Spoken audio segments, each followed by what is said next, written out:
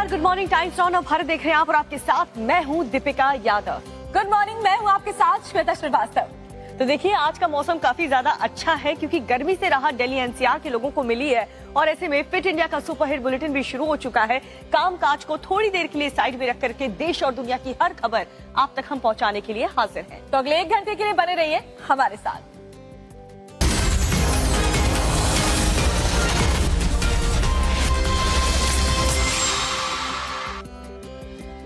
और सबसे पहले बड़ी खबर के साथ बुलेटिन की शुरुआत करते तो मैं चाहूंगी हमारे जो कैमरा पर्सन है अमित बदवार आपको दिखाएं कि दिल्ली एनसीआर में कैसी बारिश हो रही है। ऐसा लगता है जैसे ये जो सुबह से ही यहाँ अंधेरा छाया हुआ है, जबरदस्त बारिश हो रही है। देखिए तस्वीरें हम आपको दिखा रहे हैं, ये लाइव तस्वीरें आपको एनसीआर के दिखा रहे हैं जहाँ आप देखिए तेज बारिश हो रही है, आसमान में काले बादल छाए हुए हैं, जबरदस्त मूसलाधार बारिश हो रही है, तेज हवाएं चल रही हैं। तो अचानक से मौसम बिल्कुल बदल चुका है।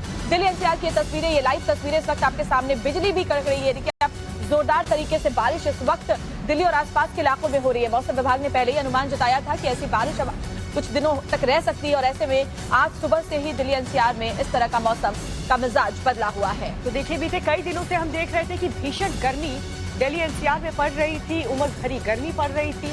हर किसी को इंतजार था कि बारिश कब आएगी, कब लोगों को गर्मी से राहत मिलेगी। और आज देखिए आज सुबह आप देख सकते हैं कितना जबरदस्त यहाँ पर बारिश देखने को मिल रहा है।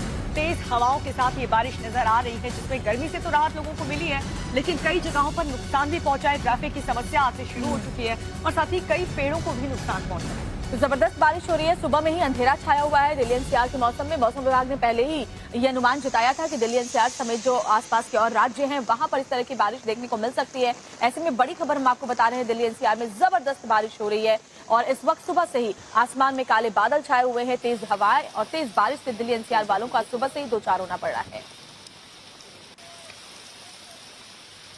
तो मौसम का मिजाज बदला हुआ है, मौसम ने अचानक करवट ली है। हालांकि पिछले कुछ दिनों से पहले के मुकाबले गर्मी से राहत मिली थी और आज बारिश बहुत तेज है। तो चलिए एक हमारे सहयोगी जुड़ चुके हैं प्रेरित, ज्यादा जानकारी के साथ। प्रेरित, जहां पर आप मौजूद हैं वहां पर क्या हालात हैं, क्योंकि जबरदस्त आंधी तूफान के साथ बारिश ने दस्तक दी है।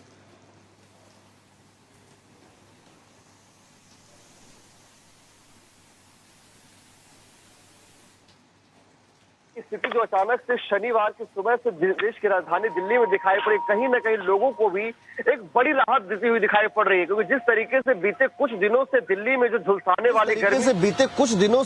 में जो झुलसाने वाली गर्मी थी वो लोगों को परेशान कर रखी थी और गर्मी की वजह से लोगों के बीच में हाहाकार मचा हुआ था। लेकिन जिस तरीके से शनिवार को सुबह ही देश की राजधानी दिल्ली में तेज हवा चलने लगी, तेज हवा के साथ आंधी तूफान के साथ साथ हल्की हल्की बारिश हुई, उससे कहीं न सिर्फ दिल्ली का मौसम बदला है बल्कि दिल्ली वासियों का भी मिजाज जरूर बदलता हुआ दिखाई पड़ रहा है। क्योंकि शनिवार का दिन है, वीकेंड के तौर पे लोग देखते हैं जहां लोग सड़कों पे निकले हैं घूमने के लिए। अब साफ तौर पे तस्वीरों में भी देख सकते हैं कि जो है कहीं ना कहीं लोग जो है घूमने के लिए, बारिश का लुत्फ उठाने के लिए सड़क पे निकले हैं। साथ ही साथ जो है लोग कहीं ना कहीं जो है वो इस तेज गर्मी से बचने के लिए, जब बारिश हुई है तो बारिश का भी आनंद लेने के लिए लोग बाहर आए। साथ ही साथ आपको बताना चाहूंगा कि तेज ऐसे में इस मौसम का, इस खुशगवार मौसम का एंजॉय लेने के लिए लोग घरों से बाहर निकले। बहुत बहुत शुक्रिया आपका इस जानकारी के लिए। तो मौसम से जुड़ा हुआ अपडेट आगे भी हम पहुंचाएंगे, लेकिन देश की कुछ और खबरों की बात कर लेते हैं। इंदौर की बात करेंगे जहां होटल के बाहर एक हिंदू लड़के और मुस्लिम लड़की के साथ मारपीट की गई है। आखिर ऐसी नौबत क्यों आई, क्यों मारपीट तक बात पहुंच गई और ये जो वीडियो वायरल हुआ उसके बाद पुलिस की तरफ से, इंदौर पुलिस की तरफ से क्या एक्शन लिया गया, वो सब कुछ इस रिपोर्ट में आप देखिए। हमें इससे बात करना, इससे बात करेंगे। आप इसके बाद क्यों घूम रही हैं? आपके घर वालों ने इसलिए अलाउ करा है कि आप लोग इसके साथ रहें। ऑर्डर नहीं होते, ऑनलाइन ऑर्डर नहीं होता। अगर आपको खाना खाने जाना है तो क्यों नहीं करना था ऑनलाइन ऑर्डर? आपको एक गैर मुस्लिम, गैर महरम के साथ जाके खाना खाना है, बट आपको ऑनलाइन ऑर्डर नहीं करना है। यू आर वेयरिंग हिजाब but you are not following the law, the Islam. मैं आपको इस्लाम बता रहा हूँ। I am not the right person to tell you the law, but I am the person who can tell you about the Islam. Okay, don't down the Islam. Okay, I am telling you. ठीक है, no one will allow you to let down the Islam. ठीक है, rickshaw में ले, तो आप अच्छे से समझे, आप अच्छे से समझे। ठीक है, इस्लाम के ठेकेदार बने ये लड़के बीच बाजार एक लड़की को सिखा रहे हैं कि उसे हिंदू लड़के के साथ बाहर जाकर खाना खाने की क्या जरूरत आन पड़ी। एक बार फिर से सुनिए कि किस तरह से मुस्लिम लड़की को परेशान किया जा रहा है। आपके घर वालों ने इसीलिए अलाउ करा है कि आप लोग इनके साथ रहें। ऑर्डर नहीं होते, ऑनलाइन ऑर्डर नहीं होता। अगर आपको खाना खाने जाना है तो क्यों नहीं करना था ऑनलाइन ऑर्डर? आपको एक गैर मुस्लिम गैर महरम के साथ जाके खाना खाना है, बट आपको ऑनलाइन ऑर्डर नहीं करना है। यू आर वेयरिंग हिजाब but you are not following the law, the Islam. Video Madhya Pradesh के इंदौर से सामने आया है, जहां देर रात एक मुस्लिम लड़की अपने हिंदू दोस्त के साथ खाना खाने के लिए निकली थी। इसी दौरान कुछ मुस्लिम लड़कों ने दोनों को बीच रास्ते में ही रोक लिया। पहले लड़के से पूछताछ की गई, फिर लड़की को इस्लाम का पाठ पढ़ाया गया। मामला इतना बढ़ा कि वहां भीड़ इकट्ठी हो गई। वीडियो में दिख रहे लड़कों ने लड़की के साथ बदसलूकी की। ये इनको समझाओ ना, मुझे समझाओ तो आप तो समझ नहीं। इसके घर चलो पहले। लड़की के साथ मौजूद लड़के ने इसका विरोध किया तो उसके साथ भी मारपीट की गई।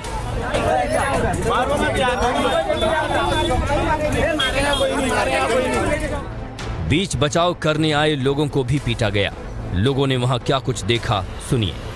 कि कुछ विशेष समुदाय के लोग दो लड़का लड़की थे, एक जो हिंदू था लड़का और लड़की जो थी वो मोमेडियन थी, तो उनको पकड़ लिया था, वो लड़के को मार रहे थे। तो ये इनकी जो संख्या थी बहुत ज्यादा थी, तो उसको देखते हुए हम उसके बीच बचाव में गए।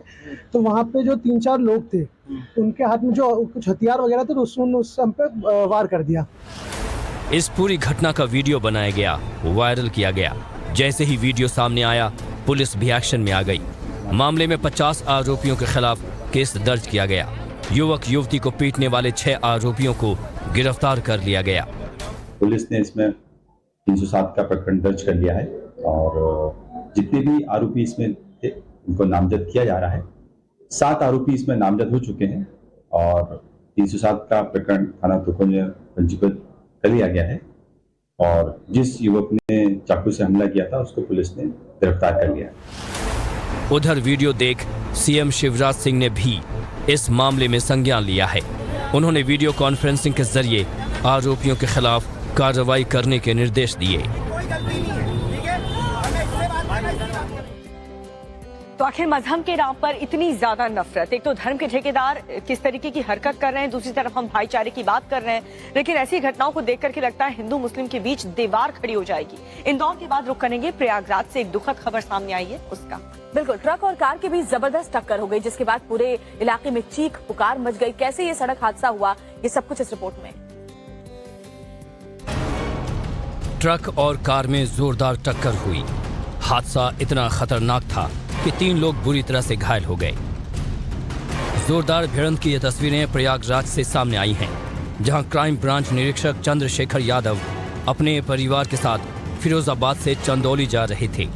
हाईवे पर होने की वजह से कार की स्पीड काफी थी, जिसके चलते हादसे के दौरान कंट्रोल करना काफी मुश्किल हो गया।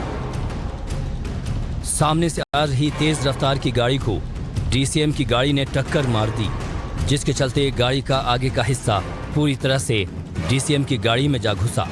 हादसा इतना भयानक था कि गाड़ी चला रहे ड्राइवर रिंकू की मौके पर ही मौत हो गई और गाड़ी में मौजूद परिवार की जान तो बच गई, लेकिन 3 लोग गंभीर रूप से घायल हैं। हादसे के वक्त गाड़ी में क्राइम ब्रांच निरीक्षक चंद्रशेखर यादव की पत्नी नीलम यादव, बेटा अंश मौजूद था। क्राइम ब्रांच निरीक्षक सहित उनकी पत्नी और बेटा सभी अस्पताल में भर्ती हैं। और अगली खबर है छत्तीसगढ़ से, जहां एक बाबू के ऑर्डर पर डैम का 21 लाख लीटर पानी बर्बाद कर दिया गया। जी हाँ, इस खबर को देख करके तो लग रहा है बाबू के शौक काफी ज्यादा महंगे हैं। आखिर इतना पानी बर्बाद क्यों किया गया, ये सारी जानकारी इस रिपोर्ट में। छत्तीसगढ़ के कांकेर में एक फूड अफसर का कारनामा सोशल मीडिया पर चर्चा का विषय बना हुआ है। सेल्फी लेते वक्त जलाशय में गिरे मोबाइल फोन को ढूंढने के लिए फूड इंस्पेक्टर राजेश विश्वास ने जलाशय का पानी ही सुखा दिया। दरअसल राजेश विश्वास दोस्तों के साथ जलाशय पर पार्टी करने गए थे। इस दौरान सेल्फी लेते वक्त उनका 96,000 रुपए का मोबाइल फोन पानी में गिर गया, जिसे ढूंढने के लिए अफसर ने जान लगा दी और डीजल पंप की मदद से जलाशय को खाली करवाया। उन्होंने बिना किसी बड़े अधिकारी को जानकारी दिए ही अपना मोबाइल खोजने के लिए लगातार 4 दिनों तक परवलकोट जलाशय के वेस्ट वेयर से स्केल वाई के बीच लगभग 21 लाख लीटर पानी बहा दिया। मामला सामने आते ही कांकेर कलेक्टर ने अफसर को सस्पेंड कर दिया है, लेकिन अफसर के इस कारनामे से राज्य में राजनीति शुरू हो गई। पूर्व मुख्यमंत्री रमन सिंह और मुख्यमंत्री भूपेश बघेल के बीच ट्वीट वॉर शुरू हो गई। पूर्व सीएम रमन सिंह ने कांग्रेस सरकार पर तंज कसा तो पलटवार किया। फिलहाल इस मामले में 21 लाख लीटर पानी बर्बाद करने वाले फूड इंस्पेक्टर को निलंबित कर दिया गया है, साथ ही जांच भी जारी है। और चलिए खबरों में आगे बढ़ते हुए नजर इस वक्त की हेडलाइंस पर डाल लेते हैं।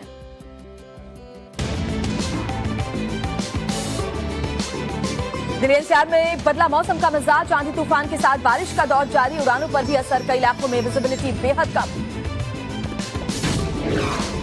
नई संसद के उद्घाटन का काउंटडाउन शुरू, कल प्रधानमंत्री मोदी करेंगे उद्घाटन। विपक्षी दलों के बहिष्कार पर बोले जयशंकर, सियासत की सीमा जरूरी, एसडी कुमारस्वामी ने कहा कांग्रेस पाखंडी।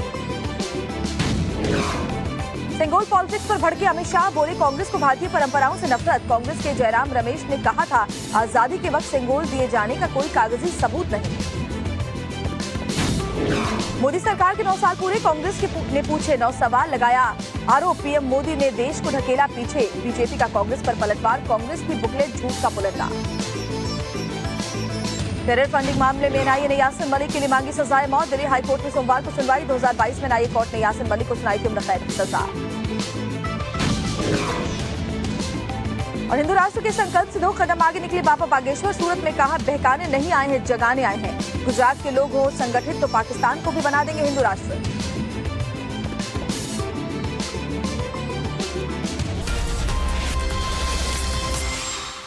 और टॉप हेडलाइंस की बात, चलिए आगे बढ़ते हुए बात करते हैं गुजरात की, जहां बाबा बागेश्वर का दिव्य दरबार सजा हुआ है। जी हाँ, बाबा जहाँ भी जाते हैं वो छा जाते हैं, ये आप लोगों को भी पता है।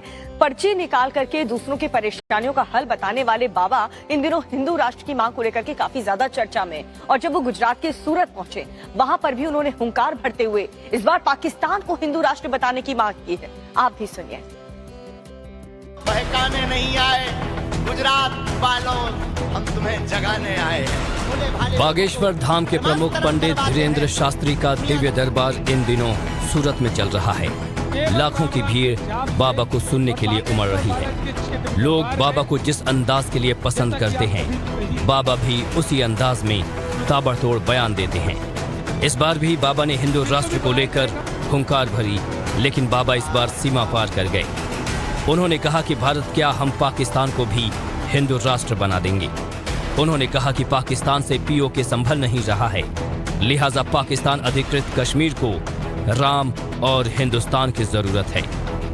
जिस दिन गुजरात के 4 करोड़ लोग भी, 5 करोड़ लोग भी मस्तक पर तिलक लगाकर घर से बाहर निकलने लगेंगे, फैक्ट्रियों में जाने लगेंगे, कंपनियों में जाने लगेंगे, मेट्रो बस ट्रेन पर बैठने लगेंगे, अपने ऑफिस में जिस दिन 4 से 5 करोड़ हिंदू मस्तक पर तिलक लगाकर निकलने लगेंगे सड़कों पर, उसी दिन भारत हिंदू राष्ट्र की ओर अग्रसर हो जाएगा। धीरेन्द्र शास्त्री ने कहा कि उनका किसी भी पॉलिटिकल पार्टी से कोई संबंध नहीं है। उनकी सिर्फ एक ही पार्टी है और वो है बजरंग बली की पार्टी। लोग हमसे पूछते कि हिंदू राष्ट्र आप क्यों बनाना चाहते? हम ये दरबार और ये हिंदू राष्ट्र, ये हमारा ध्येय नहीं है। हमारा ध्येय है हिंदुओं को जगाना।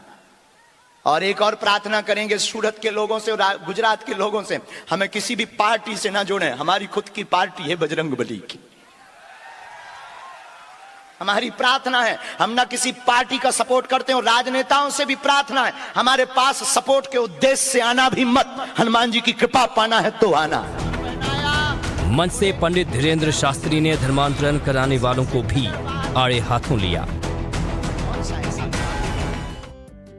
तो बाबा ने सही कहा, एक तरफ उनसे पीओके तो संभल नहीं रहा और ऐसे में हिंदुस्तान की बहुत जरूरी है। और साथ ही अब बात करेंगे मथुरा की, जहां पर श्री कृष्ण जन्मभूमि शाही ईदगाह मामले को लेकर के, विवाद को लेकर के एक बड़ा फैसला आ जाने वाला है। बिल्कुल, फैसला ये आया है कि अब इससे जुड़े हुए जो तमाम मामले हैं उनकी जो ट्रायल है वो इलाहाबाद हाईकोर्ट में होगी। और आपको याद होगा कि अयोध्या की तरह अब इस विवाद का जो हल है वो इस ट्रायल के साथ ही निकलेगा। श्री कृष्ण जन्मभूमि विवाद से जुड़े सभी मामलों की सुनवाई अब इलाहाबाद हाईकोर्ट में होगी। इलाहाबाद हाईकोर्ट ने मथुरा की निचली अदालत में चल रहे सभी मामलों को अपने पास मंगवाने का फैसला किया है। इस फैसले को लेकर एक अर्जी हाईकोर्ट में दाखिल की गई थी। जिसमें कहा गया था कि मथुरा स्थित श्री कृष्ण जन्मभूमि का मामला राष्ट्रीय महत्व का विषय है। इसे देखते हुए सुनवाई हाई कोर्ट में होनी चाहिए। अलग अलग कोर्ट में दाखिल याचिकाओं पर किसी एक कोर्ट में ही सुनवाई की मांग की गई थी। इसके बाद हाई कोर्ट ने इससे जुड़े सभी मामलों पर खुद सुनवाई करने का फैसला किया है। मथुरा में श्री कृष्ण जन्मभूमि विवाद 13.37 एकड़ जमीन पर मालिकाना हक से जुड़ा हुआ है। 12 अक्टूबर 1968 को श्री कृष्ण जन्मस्थान सेवा संस्थान ने शाही मस्जिद ईदगाह ट्रस्ट के साथ समझौता किया था। इस समझौते में 13.7 एकड़ जमीन पर मंदिर और मस्जिद दोनों बनने की बात हुई थी। बता दें कि श्री कृष्ण जन्मस्थान के पास 10.9 एकड़ जमीन का मालिकाना हक है और 2.5 एकड़ जमीन का मालिकाना हक शाही ईदगाह मस्जिद के पास है। श्री कृष्ण जन्मभूमि से संबंधित सभी मुकदमों को क्लब करने के फैसले पर वाराणसी के संतों ने खुशी जाहिर की है। हाई कोर्ट में सुनवाई के बाद सिर्फ सुप्रीम कोर्ट का एक विकल्प बचता है। अखिल भारतीय संत समिति हाई कोर्ट को इस निर्णय के लिए धन्यवाद ही नहीं देती, वरन भगवान श्री कृष्ण की उस जन्मभूमि से एक कदम की दूरी और कम हो जाने पर सनातन हिंदू समाज को भी ढेरों सारी बधाई देती है। तो ये बड़ा फैसला सामने आने के बाद हिंदू पक्ष खुश है और अब इस तमाम मामलों को क्लब करके इलाहाबाद हाई कोर्ट में इसका ट्रायल शुरू हो जाएगा। चलिए आगे बढ़ते हुए बात करते हैं। रूस यूक्रेन युद्ध और तेजी के साथ आगे बढ़ता हुआ दिख रहा है उसकी। और इसी के अलावा नासा ने एक नया सैटेलाइट बनाया है जो साइक्लोन को भी ट्रैक कर लेगा। इसके अलावा दुनिया में क्या कुछ चल रहा है 2 मिनट में आपको दिखाते हैं। रूस यूक्रेन के बीच ब्लैक सी में फिर से जंग तेज हो गई है। रूसी रक्षा मंत्रालय ने काले सागर में यूक्रेन के 3 मानव रहित स्पीड बोट को उड़ाने का दावा किया है। रशियन डिफेंस मिनिस्ट्री के मुताबिक ये तीनों ही बोट रूस के एक जहाज पर हमला करने की कोशिश में थे, जिसे रूसी सेना ने पहले ही नाकाम कर दिया।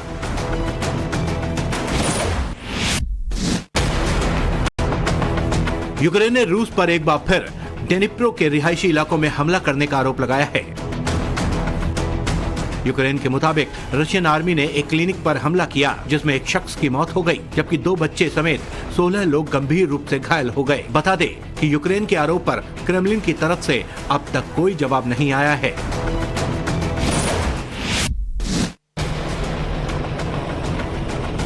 तस्वीरें किसी जंग के मैदान की नहीं, बल्कि नॉर्थ कोरिया के बॉर्डर पर चल रहे अमेरिका और साउथ कोरिया के संयुक्त सैन्य अभ्यास की हैं, जहां दोनों देश मिलिट्री प्रैक्टिस के जरिए उत्तर कोरिया को बड़ा जवाब दे रहे हैं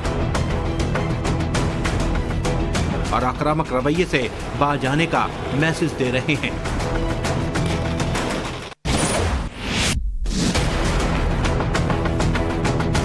नासा ने तूफान की स्थिति और साइक्लोन को ट्रैक करने के लिए 2 छोटे उपग्रह लॉन्च किए हैं। इस सैटेलाइट के जरिए विनाशकारी तूफान की सटीक जानकारी मिल पाएगी। दोनों उपग्रहों का सफल प्रक्षेपण न्यूजीलैंड के एक द्वीप पर किया गया, जिसके बाद नासा के साइंटिस्ट विल मैककार्टी ने कहा, इससे तूफान के बारे में सही अनुमान लगाया जा सकेगा।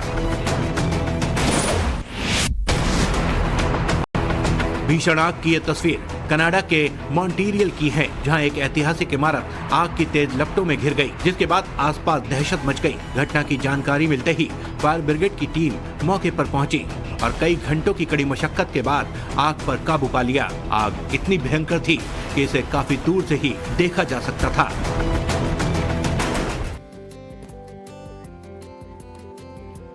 तो दुनिया की खबरें आपने देखी। अब आपको एक बार फिर से देश की खबर दिखाते हैं और देश की सबसे बड़ी खबर की बात करते हैं, जो कि है नए संसद भवन के उद्घाटन को लेकर, जिसको लेकर के सियासी घमासान अभी भी जारी है।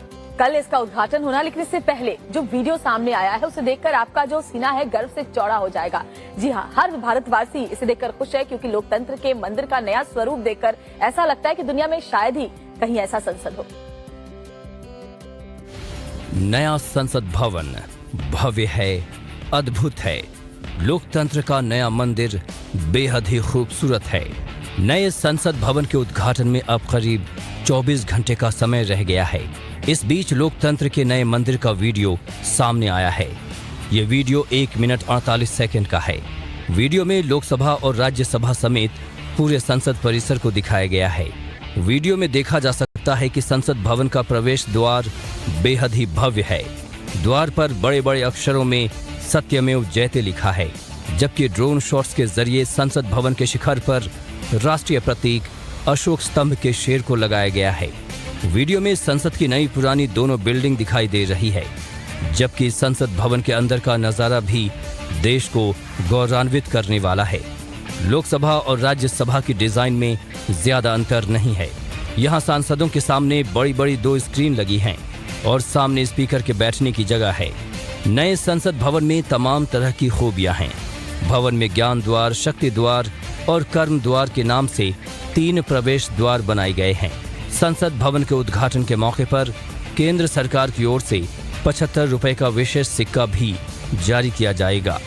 सिक्के के एक तरफ अशोक स्तंभ का शेर, जिसके नीचे सत्यमेव जयते लिखा होगा, जबकि सिक्के के दूसरी तरफ नए संसद भवन की तस्वीर होगी। तो संसद भवन की भव्यता और सुंदरता देखकर हर भारतीय का सीना गर्व से चौड़ा हो रहा है, लेकिन सियासत के स्केल में विडंबना तो यही है ना कि विपक्षी पार्टियों को ये सुंदरता रास नहीं आ रही। बिल्कुल, उद्घाटन में जो सियासी संग्राम छिड़ा हुआ है, इन सब के बीच कार्यक्रम को लेकर के अपडेट भी सामने आया है। आपको दिखाते हैं उद्घाटन को लेकर के पूरा स्केड्यूल है क्या इस रिपोर्ट में। नए संसद भवन के उद्घाटन को लेकर बवाल मचा है। देश की 21 विपक्षी पार्टियां उद्घाटन समारोह का विरोध कर रही हैं। इन सब के बीच कल होने वाले नए संसद भवन के उद्घाटन समारोह का पूरा शेड्यूल आ गया है। सुबह 7:30 से 8:30 बजे तक नए संसद भवन में हवन और पूजा होगी। पूजा में पीएम मोदी, लोकसभा स्पीकर ओम बिरला समेत कई मंत्री मौजूद रहेंगे। इसके बाद सुबह 8:30 बजे से 9 बजे के बीच में लोकसभा के अंदर सेंगोल स्थापित किए जाएंगे। दोपहर 12 बजे राष्ट्रगान के साथ उद्घाटन समारोह का दूसरा सत्र शुरू होगा।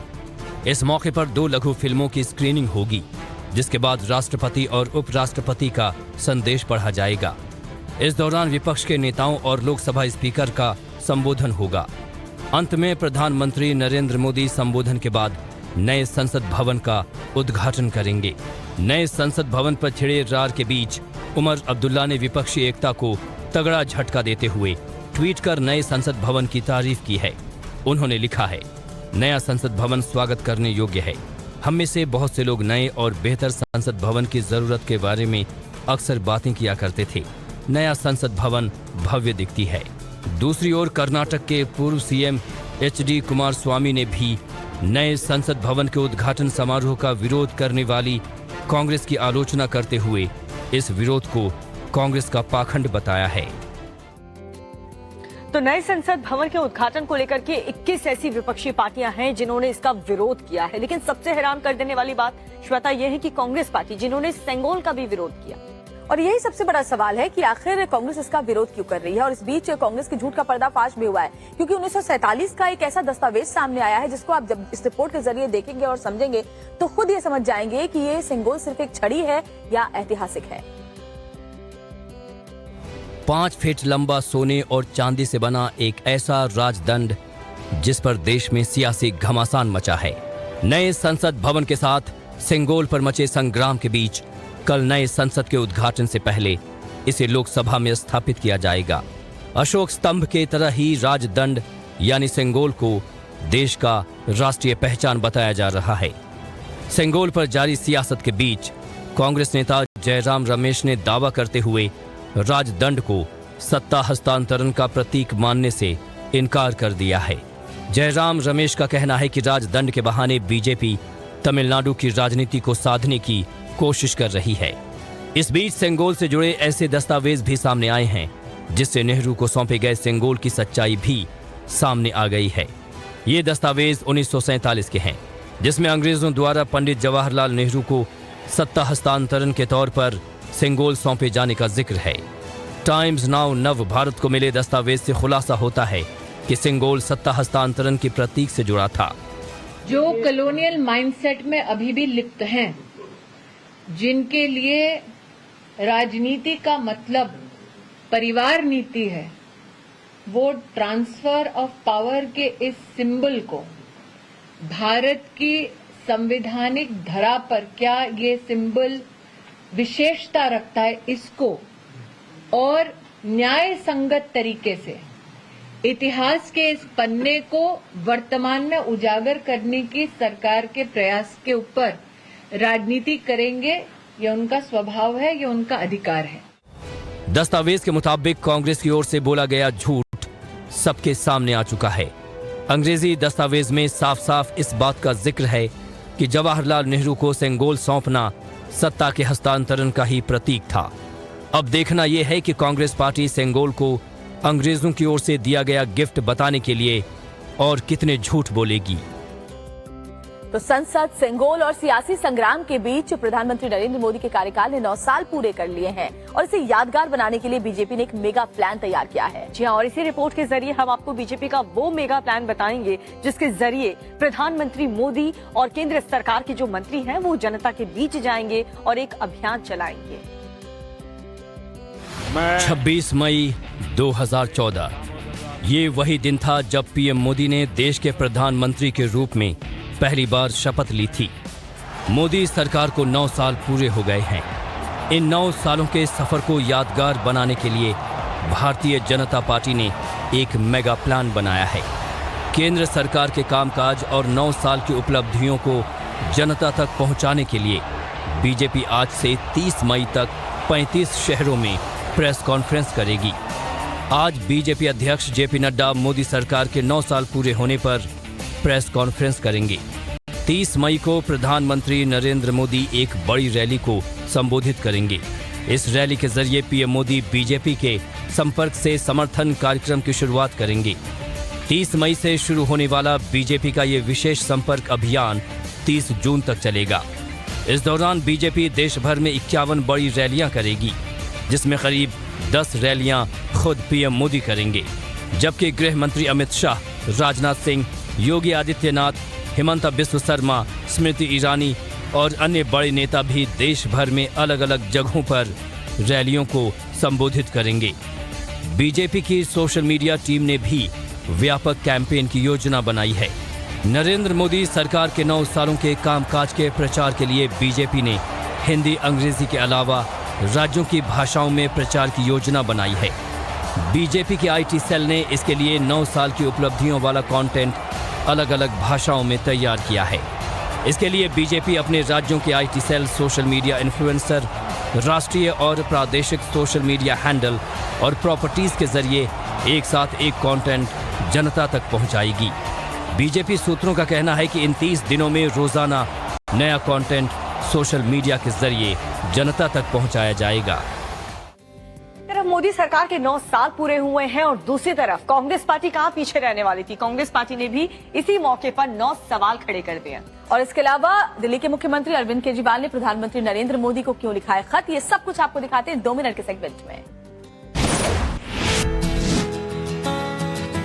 पीएम मोदी ने नए संसद भवन पर ट्वीट किया है। प्रधानमंत्री ने ट्वीट करते हुए लिखा कि नई संसद देश के हर भारतीयों को गौरवान्वित करेगी। इतना ही नहीं, पीएम मोदी ने देश की जनता से अपील की है कि देश के नए संसद भवन पर लोगों को भी अपने विचार साझा करने चाहिए। मोदी सरकार के 9 साल कांग्रेस ने एक बुकलेट जारी किया जिसमें 9 सालों के 9 सवाल सरकार से पूछे गए। वहीं इस मुद्दे पर राहुल गांधी और प्रियंका गांधी ने भी बड़ा हमला किया और कहा कि झूठे वादों और जनता की दुर्दशा पर पिछले 9 सालों से बीजेपी की इमारत खड़ी है। पीएम का जुमलों का व्यापार बढ़ते जा रहा है।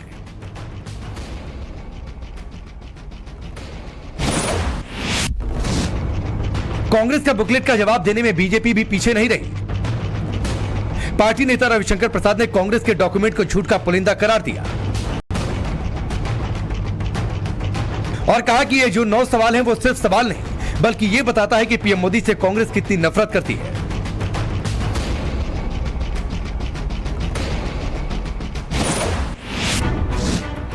नीति आयोग की बैठक से सीएम अरविंद केजरीवाल ने किनारा कर लिया। इसको लेकर सीएम केजरीवाल ने पीएम नरेंद्र मोदी को एक चिट्ठी लिखी जिसमें केजरीवाल ने कहा है कि गैर बीजेपी सरकारों को काम करने दिया जाए। मान सरकार ने भी पंजाब की अनदेखी का आरोप लगाते हुए मीटिंग में शामिल नहीं होने का फैसला लिया है।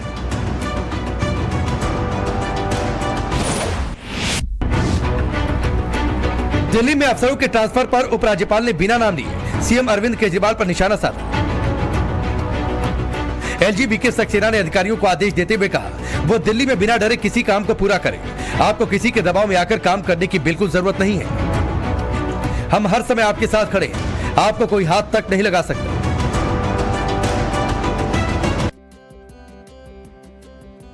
और यहाँ पर वक्त एक बहुत छोटे से ब्रेक के लिए रुकने का हो चला है। जी हाँ, ब्रेक के बाद आपको एक और अहम खबर बताएंगे। नीति आयोग की पार्टी का किसने किसने विरोध किया है।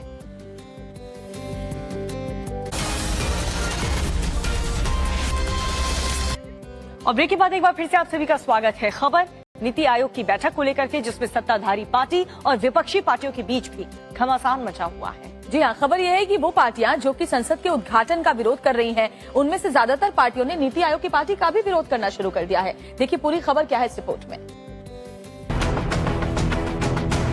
पीएम नरेंद्र मोदी आज नीति आयोग की गवर्निंग काउंसिल की 8वीं मीटिंग की अध्यक्षता करेंगे। इस मीटिंग में हेल्थ, स्किल डेवलपमेंट, महिला सशक्तिकरण जैसे मुद्दों पर फोकस रहेगा। मीटिंग में सभी राज्यों और केंद्र शासित प्रदेशों के सीएम और उप राज्यपालों को बुलाया गया है। वहीं पीएम मोदी की अध्यक्षता में आज होने वाली नीति आयोग की बैठक में 4 राज्यों के मुख्यमंत्रियों ने आने से इनकार कर दिया है। इनमें दिल्ली के सीएम अरविंद केजरीवाल, पंजाब के सीएम भगवंत मान और तेलंगाना के सीएम के चंद्रशेखर राव और बंगाल की सीएम ममता बनर्जी शामिल हैं। इन मुख्यमंत्रियों ने दिल्ली में अफसरों के ट्रांसफर पोस्टिंग के मामले में केंद्र सरकार के अध्यादेश लाने के विरोध में ये फैसला किया है। केजरीवाल ने प्रधानमंत्री को चिट्ठी लिखकर इसकी जानकारी दी है। केजरीवाल ने लेटर में लिखा है कि 8 साल की लड़ाई के बाद दिल्ली वालों ने सुप्रीम कोर्ट में लड़ाई जीती थी। इसके बाद सिर्फ 8 दिनों में केंद्र सरकार ने अध्यादेश लाकर सुप्रीम कोर्ट का आदेश पलट दिया। आज अगर दिल्ली सरकार का कोई अधिकारी काम न करे तो लोगों की तरफ से चुनी गई दिल्ली सरकार उन पर कोई कार्रवाई नहीं कर सकती। केजरीवाल ने पूछा है कि इस तरह सरकार कैसे काम कर पाएगी। दिल्ली सरकार को कमजोर बनाया जा रहा है। क्या यही देश का विजन है? क्या यही सहकारी संघवाद है? दरअसल सुप्रीम कोर्ट ने 11 मई को आदेश दिया था कि दिल्ली में अफसरों के ट्रांसफर पोस्टिंग के अधिकार दिल्ली सरकार के पास रहेंगे। इसके बाद केंद्र सरकार 20 मई को एक अध्यादेश लाई और ये अधिकार उप राज्यपाल को दे दिए। केजरीवाल इसी अध्यादेश का विरोध कर रहे हैं। बात अगली खबर की करते हैं। केरल स्टोरी फिल्म को लेकर के जारी विवाद अभी थमा भी नहीं है कि एक और फिल्म के ट्रेलर ने पश्चिम बंगाल सरकार की नींद को उड़ा दिया है। जी हाँ, और इसी सिलसिले में पश्चिम बंगाल पुलिस जो है उन्होंने लीगल नोटिस भी भेजा है मूवी के डायरेक्टर को और पूछताछ के लिए पश्चिम बंगाल बुलाया है। आखिर इस फिल्म की इनसाइड स्टोरी है क्या, इस रिपोर्ट में देखिए।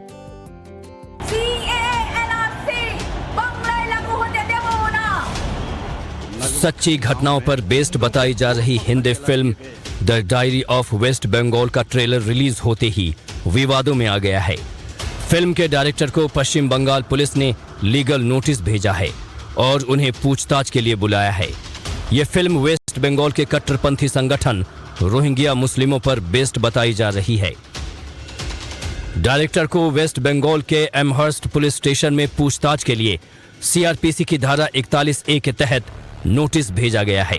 मेकर्स पर आरोप लगाया गया है कि the diary of West Bengal के जरिए पश्चिम बंगाल को बदनाम करने की कोशिश की गई है। इसके जवाब में फिल्म डायरेक्टर सनोज मिश्रा ने कहा, मुझे 30 मई को कोलकाता पुलिस के सामने पेश होना है। मुझे ट्रैप के जरिए बुलाया जा रहा है और मेरी गिरफ्तारी हो सकती है। मुझे सच बोलने की कीमत चुकानी पड़ रही है। मैं गलत नहीं हूं। सिनेमाटोग्राफी की धाराएं लगाई गई हैं, जैसे कि मैं कोई आतंकवादी हूं। मैं कोई देशद्रोही नहीं हूं। मैं एक डायरेक्टर हूं और लेखक हूं। बता दें कि सबसे पहले इस फिल्म का ट्रेलर लखनऊ में लॉन्च किया गया था। ट्रेलर लॉन्चिंग के समय के मौके पर फिल्म निर्माता जितेंद्र उर्फ वसीम रिजवी ने कहा था कि पिछले कुछ सालों में पश्चिम बंगाल के हालात बेहद खतरनाक होते जा रहे हैं। वहां पर बड़े स्तर पर बांग्लादेश के कट्टरपंथी संगठन रोहिंग्या मुसलमानों को बसाया जा रहा है। इससे पहले जितेंद्र त्यागी उर्फ वसीम रिजवी ने ममता सरकार पर आरोप लगाते हुए कहा था कि पश्चिम बंगाल की सरकार रोहिंग्याओं को अपना वोट बैंक बनाकर उनका आधार कार्ड और वोटर लिस्ट में नाम डलवा रही हैं। तो कट्टरपंथी संगठन रोहिंग्या मुस्लिम पर बनी फिल्म से ममता बनर्जी काफी चिढ़ी हुई हैं और ऐसा ही एक कट्टरपंथी जेल में बंद है जिसने कश्मीरी पंडितों पर अत्याचार की सारी हदें पार की थी। हम बात कर रहे हैं यासिन मलिक की। एनआईए की टीम ने दिल्ली हाई कोर्ट का दरवाजा खटखटाते हुए उसके लिए फांसी की सजा की मांग की है। ये पूरा मामला क्या है, इस रिपोर्ट में देखिए आप। जांच एजेंसी एनआईए ने दिल्ली हाई कोर्ट में कश्मीरी अलगाववादी नेता और जेकेएलएफ प्रमुख यासीन मलिक के लिए मौत की सजा की मांग की है। एनआईए की याचिका पर दिल्ली हाई कोर्ट 2 दिन बाद यानी 29 को सुनवाई करेगा। यासीन मलिक फिलहाल टेरर फंडिंग मामले में आजीवन कारावास की सजा काट रहा है। एनआईए ने ट्रायल कोर्ट के सामने यासीन मलिक के लिए मौत की सजा की मांग की थी। हालांकि कोर्ट ने ये कहते हुए इनकार कर दिया कि मौत की सजा केवल असाधारण मामलों में दी जानी चाहिए। एनआईए की याचिका को जस्टिस सिद्धार्थ मृदुल और जस्टिस तलवंत सिंह की पीठ के सामने 29 मई को सुनवाई के लिए लिस्ट किया गया है। बता दें कि 2022 में दिल्ली एनआईए कोर्ट ने यूएपीए और देश के खिलाफ युद्ध छेड़ने के आरोप में यासीन मलिक को उम्र कैद की सजा सुनाई थी। इसी मामले में यासीन मलिक ने अपना गुनाह कबूल किया था, जिसके बाद एनआईए कोर्ट ने उम्र कैद की सजा सुनाई थी।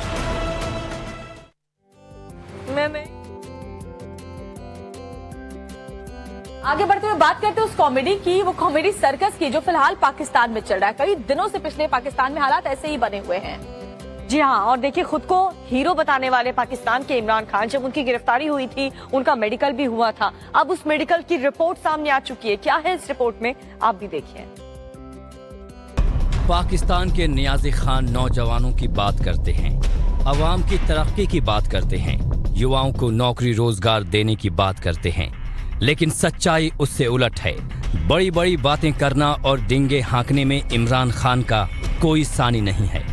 ये कोकीन के नशे में कुछ भी बोल जाते हैं। मानसिक संतुलन खो देने की वजह से कभी सेना से भिड़ जाते हैं तो कभी सरकार के खिलाफ जंग छेड़ देते हैं।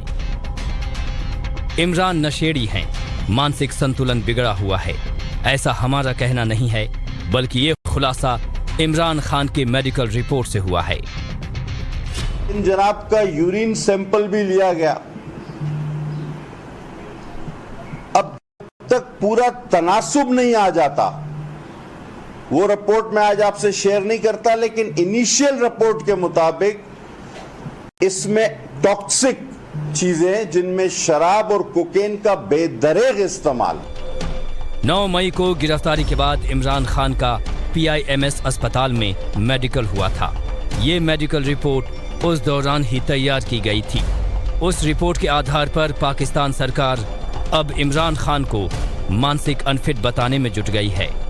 ये कोकेन एक तरफ रखें, शराब एक तरफ रखें, फ्रैक्चर का ड्रामा धोखा एक तरफ रखें, लेकिन ये मेडिकल रिपोर्ट कह रही है कि जब इसको हमने बहुत देर तक मुआयना किया, इससे बातचीत की, तो इसकी हरकत और सकनात वो किसी फिट आदमी की नहीं है, दिमागी तौर पे दुरुस्त आदमी की नहीं है, क्वेश्चनेबल है। पहली बार नहीं है जब पाकिस्तान के पूर्व प्रधानमंत्री इमरान खान पर शराब और कोकीन लेने का आरोप लगा है। इससे पहले इमरान की पूर्व पत्नी रेहम खान ने भी इमरान को कोकीन और एक्सटेसी टैबलेट का सेवन करते रंगे हाथ पकड़ने का दावा किया था। देश दुनिया की खबरें तो लगातार हम आप तक पहुंचा रहे हैं, लेकिन दीपिका कुछ फिटनेस की भी अब बात हो जाए। बिल्कुल जरूरी है। और देखिए कई लोगों को ऐसी शिकायत होती है कि उनका बिना कुछ खाए पिए ही वजन बढ़ता ही जा रहा है, बढ़ता ही जा रहा है, कम होने का नाम नहीं ले रहा। तो आज उन लोगों के लिए हमारा ये खास सेगमेंट है, देखिए गौर से। नमस्कार, तो एक बार फिर से आपके साथ मैं दीपिका और योगिनी सोनम मौजूद हैं। आज कुछ नया आसन लेकर के, कुछ नया योगासन आपको सिखाने के लिए सीधा हम सोनम से जानेंगे। तो आज हम बहुत ही पॉपुलर टॉपिक और बहुत ही इंपॉर्टेंट टॉपिक के बारे में बात करने वाले हैं, यानी वेट मैनेजमेंट। तो दीपिका, आजकल के हमारा ऐसा टाइम आ गया है, वेट का तो सबको ही प्रॉब्लम है, राइट? बिल्कुल सही कहा सोनम ने, क्योंकि देखिए आप कुछ भी खा लें वजन आपका बढ़ना ही है, पानी पी लें तो भी आपका पेट फूलना है। ऐसे में लोग मूवमेंट नहीं करते अपने शरीर के साथ, खाना खाते एक जगह घंटों तक बैठ जाते हैं और उसके बाद कहते हैं कि हमारा वजन क्यों बढ़ रहा है। इसलिए थोड़ी सी हलचल जरूर करें, मेरे और सोनम के साथ योगा करें, अपने आप के दुश्मन ना बने, अपनी सेहत को मजबूत रखें। तो चलिए इसी बात पे हम मूवमेंट और योगा सारे एक साथ करते हैं। तो दीपिका, आज हम बहुत सारे मूवमेंट करने वाले हैं। तो पहला आसन बैठ के करते हैं, चलिए बैठ जाते हैं। तो चलिए पहला आसन करते हैं। इस आसन का नाम है अधो मुख श्वानासनम। आपको सिंपल सीधा बैठ जाना है, अपने हाथों का सहारा लेते हुए आगे आ जाए। अपने दोनों पैरों को अनलॉक कर दें, अपने दोनों घुटनों को सीधा करें और अपने शरीर को ज्यादा से ज्यादा पीछे की तरफ खींचें। देखिए दीपिका, इसमें हमें अपना संतुलन बनाना है। शरीर को पीछे खींचते हुए अपना राइट पैर ऊपर लेकर जाए, ज्यादा से ज्यादा ऊपर खींचे और अगर आपसे बन पाए तो अपने सर को जमीन से छूने की कोशिश करें। अगर बन पाए तो अपने राइट पैर को नीचे रखिए। ठीक है, ठीक इसी तरह हम अपने लेफ्ट पैर को ऊपर लेकर जाएंगे। देखिए ट्रिक ये है कि आपको शरीर को पीछे खींचना है और ऊपर की तरफ। बन पाए तो सर को नीचे छूने की कोशिश करें। अपने पैर को जमीन पर लेकर आए, घुटनों को नीचे रख दें और वापस आ जाए। दीपिका, आपका आसन तो बहुत जल्दी खत्म हो गया। मैं जल्दी खत्म कर देती हूँ। जल्दी से वेट कम करने के लिए आसन धीरे धीरे करेंगे। चलिए दीपिका, जो गलतियां मैं कर रही हूँ वो आप लोग मत करना। सोनम करेक्ट कर रही है, आप लोग भी शुरू करिए, बैठिए मत और इस योगासन को करें। जैसे हमने आसन किया था हम लोग वापस रिपीट करेंगे। थोड़ा सा और पीछे जा जाइए। ठीक है, अपने दोनों घुटनों को सीधा कर लीजिए। बिल्कुल ठीक है, बिल्कुल अच्छा है। तो हमें अपने बॉडी को ज्यादा से ज्यादा पीछे खींचना है। देखिए आराम से दीपिका, आपका सर नीचे की तरफ जा रहा है। अब अपने राइट पैर को सीधा ऊपर लेकर जाइए। देखिए स्टार्टिंग में तो मुश्किल होगा ही, वो तो नॉर्मल बात है, मगर आपको कोशिश करनी है और बैलेंस भी बनाना है। इस पैर को थोड़ा ऊपर कीजिए। आपके भाई बहन मम्मी पापा कोई घर पे, उनसे बोलिए आपको थोड़ा सहारा दें, सपोर्ट दें कि आपका बॉडी सीधा हो जाए। ठीक है, अपने पैर नीचे लेकर जाइए। ठीक इसी तरह हमें अपना पैर चेंज करना है। चलिए दूसरा पैर लेकर आए। अगर आपकी क्षमता या आपकी कैपेसिटी इतना है तो किसी की मदद लीजिए कि आपसे बोलें थोड़ा सा इसे ऊपर कर दें और घुटने को सीधा रखें। बहुत इंपॉर्टेंट है, कोर मसल्स को टाइट रखें, वेट भी तो कम करना है। पैर नीचे लेके जाए, दोनों घुटने मोड़ दें और रिलैक्स करें। हमें इसे कम से कम 2 से 3 बार रिपीट करना है और 10 सेकंड कम से कम होल्ड करके रखना है, तभी आपको फायदा मिलेगा। बिल्कुल, क्योंकि ये प्रॉब्लम भी इतनी बड़ी और इतनी कॉमन है कि उसका वजन बढ़ रहा है। क्योंकि इसका एक रीज़न ये भी है सोनम, जैसा कि आप बता रही थी पिछले एपिसोड में कि हम बेवक्त खाना खा रहे हैं, वो भी एक बहुत बड़ी प्रॉब्लम होती है। बिल्कुल बिल्कुल। तो चलिए इसी बात पे हम दूसरा आसन सीखते हैं। इसको बोलते हैं मंडूक आसन। तो इसमें हम 2 तरीके से आसन करेंगे। पहला अगर आप बिगिनर हैं, दूसरा अगर आपसे बैलेंस बन जाता है। ठीक है, शुरू करें। तो आप आराम से इस तरीके से बैठ जाइए। देखिए मलासन में बैठना कंपलसरी है इस आसन के लिए। मैं आपको दीपिका पूरा आसन करके बताती हूँ, फिर हम ये भी देखेंगे कि बिगिनर्स इसमें मिस्टेक क्या करते हैं, इसको सुधारे कैसे। ठीक है, तो हमें सीधा ऐसे बैठ जाना है। दोनों हाथों को आगे लेकर आए, अपने दोनों एल्बोज को मोड़ लें, अपने पैर को अपने एल्बोज पर टिकाएं इस तरीके से। सामने देखें, सामने देखें, सामने देखें। ज्यादा से ज्यादा शरीर का वेट आगे लेकर आए। धीरे धीरे आपके पैर हल्के हो जाएंगे, आपके पैर आसानी से उठ जाएंगे इस तरह। और सामने देखें और वापस आ जाए। देखिए स्टार्टिंग में पॉसिबल ही नहीं है कि आप एक बार में कर दें, हो भी सकता है अगर आप एक्सरसाइज करते हैं। तो हम पहले देखेंगे कि बिगिनर्स में कैसे करेंगे और गलतियों को कैसे सुधारेंगे। चलिए, तो आपको सीधे बैठ जाना है मलासन में। देखिए सबसे पहले होता है आपके दोनों हाथ ऐसे आने चाहिए, घुटने बगल में। दोनों हाथों को मोड़ लीजिए इस तरह। हाँ, अपने बॉडी का वेट आपको थोड़ा थोड़ा अपने घुटनों पे यहाँ पे लेकर आना है, एल्बोज पे। देखिए इसको बेंड करके रखिए, बेंड करें अपने हाथों को, बेंड करें। हाँ जी, एग्जैक्टली। आप स्टार्टिंग में सिर्फ इतना रहें। देखिए आप अपना वेट मैनेज कर पाते हैं कि नहीं। जैसे जैसे आपके हाथ मजबूत होने लगेंगे आपको वेट आसानी से लिया जाएगा। बिल्कुल ठीक है, आप वापस आ जाइए। ठीक है, एक बार इनको फिर से मोड़ लीजिए आप। हाँ जी, तो आपके अपने पैरों को यहाँ पे टिकाना है इसको मोड़ने के साथ। चलिए आगे आइए, इतने में रुक रहिए, स्माइल बरकरार रखिए, टेंशन नहीं लेना है। ये बिल्कुल भी आसान नहीं है, आप लोगों को भी प्रॉब्लम आ ही रही होगी। अगर आपसे कोशिश करें कि आप धीरे धीरे सिर्फ एक पैर उठाएं। देखिए मैं आपको बताती हूँ, आपको बिल्कुल भी अपना हार्ट डिसहार्ट नहीं होना है, आपको एक एक पैर से कोशिश करनी है। दीपिका देखिए स्टार्टिंग में हम लोग ऐसे बैठे, हमें अपने पैरों को अपने यहाँ पे हाथों पे टिकाना है। ये देखिए इतना आगे है मेरा हाथ, हाथ मोड़ा, इसको सपोर्ट किया, अपने पैरों को उठाएं, आगे की तरफ देखें। ये देखिए सबसे इंपॉर्टेंट है इन दोनों का कनेक्शन। ठीक है, आगे की तरफ देखें, इतना ही रहे। अगर आपसे बन पाए एक पैर उठा के देखें, कोशिश करें दूसरा, और दोनों को उठा लें, सामने देखें। अभी टाइम लगेगा।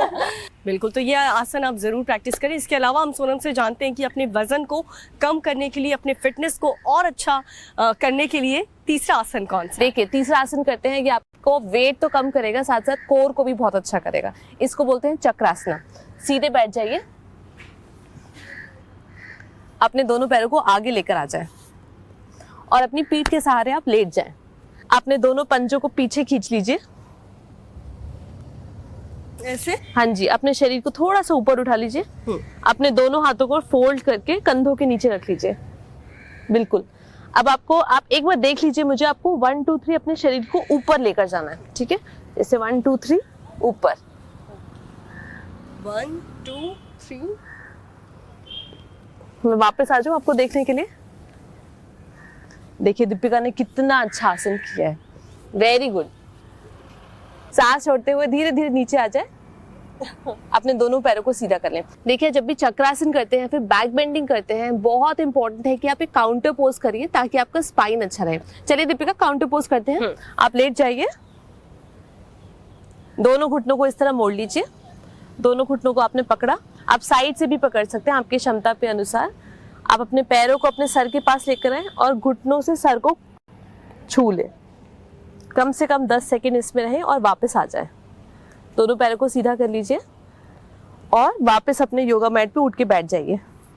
आपको काउंटर पोज करके कैसा लगा? बहुत अच्छा लगा। तो ये तमाम योगासन है जो आप अपने वजन को कम करने के लिए डेली बेसिस पर प्रैक्टिस करें। ऐसा नहीं है कि आपने आज हमारे साथ किया, कल आप कुछ और करेंगे तो ठीक हो जाएगा। जिस चीज़ की समस्या से आप जूझ रहे हैं, आपका शरीर जूझ रहा है, वो आप बहुत अच्छे से जानते हैं और उसके लिए आप ही को काम करना है, आप ही को अपनी सेहत बनानी है और हर रोज़ योग ज़रूर करना है। आज के लिए फ़िलहाल मेरे और सोनम के साथ इतना है।